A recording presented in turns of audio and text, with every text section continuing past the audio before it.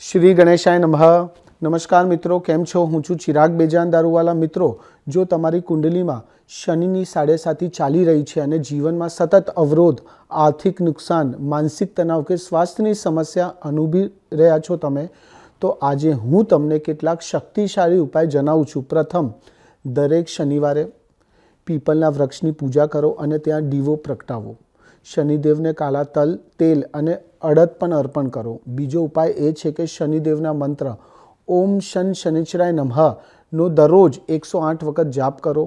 ત્રીજો મહત્વનો ઉપાય એ છે કે ગરીબોને કાળા કપડાં, લોખંડ અથવા તો તલનું દાન કરો। આનાથી શનિદેવ પ્રસન્ન થાય છે।